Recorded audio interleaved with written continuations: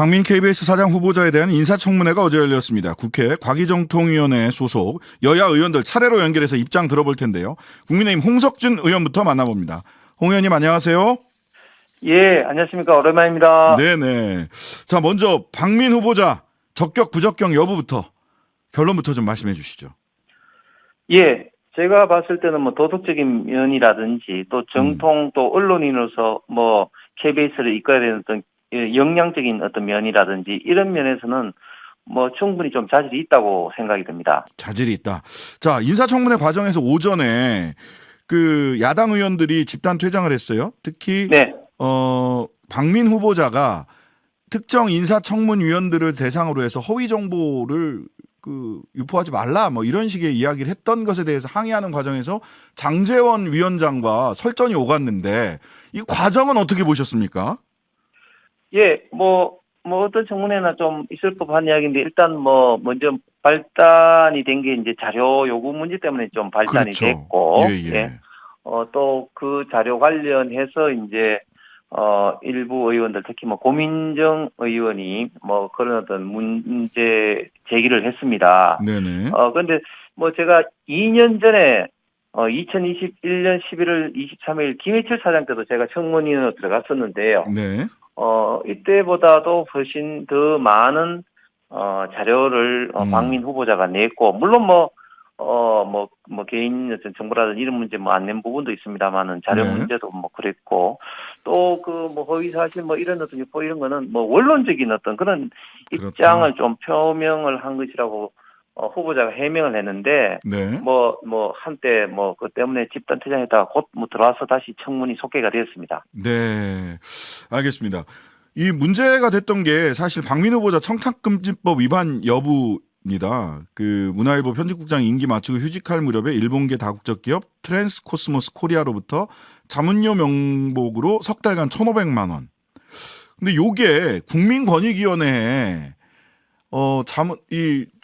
유권 해석을 받았다라고 박민 후보는 이야기를 했는데 국민권익위원회에서 뭐 구두든 서면이로든 공식적 유권 해석이 있지 않았다. 이런 의견이 좀 대립을 하던데 이건 어떻게 보시나요? 예, 박민 후보자는 전화로 이제 그 유권 해석을 이제 받았다. 그렇게 네. 좀 이야기를 했고 또 지금 필요해서 이제 서면 어떤 요구 자료를 요구했다. 뭐 그런 어떤 이야기를 청문회 때 이야기했습니다. 그리고 저희들도 좀 알아보니까 언론인 중에서 편집국장, 보도국장 출신들이 이런 기업들의 고문으로 취직하는 경우가 좀 꽤 많고 지금 현재도 현직으로서도 관련된 고문으로서 활동을 하고 있는 분들이 좀 있었습니다. 그래서 네. 이런 어떤 유사 사례를 보더라도 청탁금지법에 그런 어떤 해당된 사항은 아닌 것으로 보여집니다.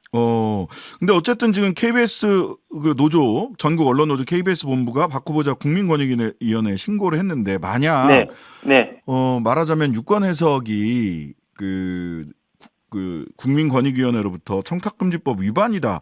만약 네. 이거는 뭐 가정입니다. 예. 네. 그런 위반 혐의가 유권 해석상 드러난다면 그러면은 자격을 계속 유지된다라고 볼 수 있을까요? 어떻습니까? 유권 해석의 그 결과에 따라서 자격 여부가 연동되는 건 아니겠죠. 단지 이제 거기에 대해서 본인이 이제 사과 여부는 당연히 이제 밝혀야 될 것 같고. 네네. 근데 저는 좀 안타까운 게 지금 KBS 같은 경우 이제 정권이 바뀌면 따라서 경영진이 바뀌고 거기에 따라서 또 내부가 항상 좀 많은 갈등이 있어 왔는데 네. 이번에도 전국 언론 노조 민노총 산하의 KBS 노조에서 이런 어떤 후보자에 대해서 고발 신고를 하고 이렇게 하는 것들이 이제 막 시작하려고 하는 이런 어떤 경영진에서 참 시작부터 이런 어떤 갈등이 보여지는 모습 참 안타깝습니다. 자, 일단 청탁금지법 위반 여부와 KBS 사장 자격 여부는 변론이다, 별개다. 본인이 사과 여부는 별개로 해서 사과 여부는 별개로 해서 별개다 이렇게 말씀 주셨는데 혹시 권익위의 어떤 유권 해석이나 법적 판단을 받고 대통령께서 임명을 하시더라도 임명을 해야 되는 건 아니냐 이런 그 야당 쪽의 주장도 있습니다. 이 주장은 어떻게 보세요? 뭐 이거는 뭐 잘 아신 것처럼 뭐 대통령이 임명할 사항이 아니죠. KBS 이제 이사회에서 이제 결정한 사항이고, 네. 예. 저는 뭐 KBS 이사회에서도 이런 문제에 대해서는 좀 내부적으로 어떤 그 검토를 거쳤다고 생각이 듭니다. 그리고 잘 아시는 것처럼 문재인 정부 때 소위 말하는 인사검증 7대 기준이라는 게 있지 않습니까? 뭐 세금, 네네. 탈루, 부동산 투기, 위장 전입, 노문 표절, 뭐 병력 기피, 음주운전, 성범죄 뭐 이런 것들이 있는데 네네. 뭐 이런 사항이 지금 하나도 없는 분은 참 오랜만에 지금 됐는데 네. 설사 뭐 문재인 정부 때는 이런 기준이 있더라도 뭐 장관으로 임명된 케이스가 얼마나 많습니까? 그렇기 때문에 일단은 국민 뭐 권익위원회 일단은 뭐 유권 해석은 받아봐야 되겠습니다만 이거하고 네. 그대로 연동해서 KBS 사장 자격을 뭐 이렇게 연계를 시킬 사항은 아닌 것 같습니다. 알겠습니다. 자, 박민 후보자 과태료와 지방세 등 자조 체납에서 52차례 차량 압류 내지는 뭐 그 주택 압류도 뭐 한 번 있었더라고요. 이거 어떻게 해명을 하셨나요? 예.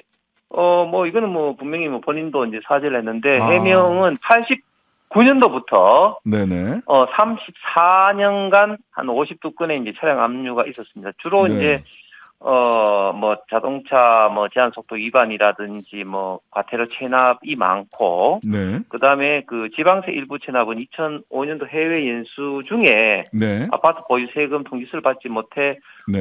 발생을 뭐 했다고 해명을 했습니다. 네. 34년간 수윤 2차례. 네. 뭐 긴 기간이긴 합니다만은 일반적인 국민들이 이렇게 압류를 많이 당하나 하는. 예, 이 부분에 대해서는 분명히 잘못됐죠. 그리고 본인도 예. 이제 사죄를 했고, 뭐 이런 부분에 대해서는 본인도 준비하면서 많은 것을 느꼈다고 좀 언급을 했습니다. 예. 자, 언론인 출신이라서 적격이다라고 하는 말씀도 있지만 또 한편은 지금 복잡하고 방대해지고 변화되는 미디어 환경에서 이거 그냥 신문 기자 출신이 이 미디어 환경에 적응할 만한 그런 그 능력과 실력을 갖추고 있느냐라고 네. 하는 것에 대한 근본적 질문도 있습니다.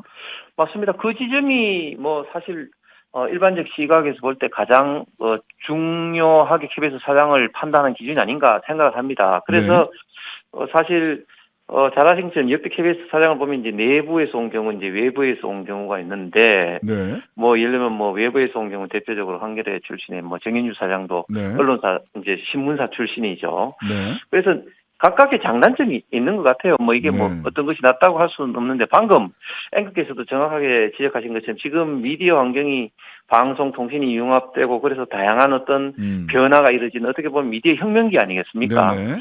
그래서 이런 어떤 측면에서는 반드시 내부 경영자가 이런 혁명기를 잘 이끌어갈 것인가 이런 또 의구심은 또 있는 거죠. 그래서 지금부터는 박민 후보자가 사장이 된다면 내부의 구성원과 그리고 외부의 전문가를 잘 어떻게 보면 다 이제 그 융합을 시켜서 이런 어떤 혁명기적인 시기를 돌파할 수 있을 것이냐 이런 어떤 역량을 보여주는 것들이 필요할 것 같습니다. 네, 자 어제 박 후보자가 그 KBS 개별 보도 내지는 방송 박성준 의원의 이제 뭐 질문에 답하는 형식이긴 했겠습니다만 특히 KBS 주진우 라이브 뭐 프로그램 폐지 내지는 뭐 이렇게 그걸 시사하는 이야기를 했어요.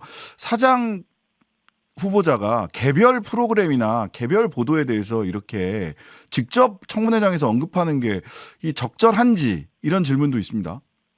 뭐 청문회장에서는 뭐 국감도 마찬가지고 청문회장에서는 그 사장 후보자의 역량을 평가를 하기 위해서 또는 도덕성을 검증하기 위해서 뭐 어떤 이야기도 할 수가 있는 거죠. 단지 이런 시각을 과연 이제 KBS 사장으로 직접 실현하느냐 아니냐 뭐 이거는 그러니까요. 또 다른 별개의 이야기입니다. 물론 당연히 박민 후보자도 개별적인 어떤 보도라든지 편성이라든지 이런 건 아니다.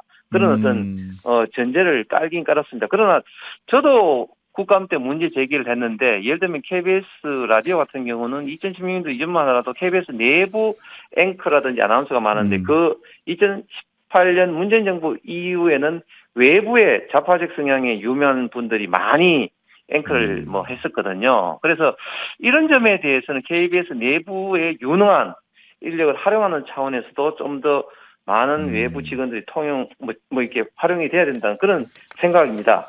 네. 여기까지 듣겠습니다. 예, MBC 외부 직원 진행자 신장식이었습니다. 저는 홍석천 국민의힘 의원이었습니다. 감사합니다. 감사합니다. 하루 종일 기다려지는 진짜 시사. 평일 저녁 6시 5분 신장식의 뉴스 하이킥.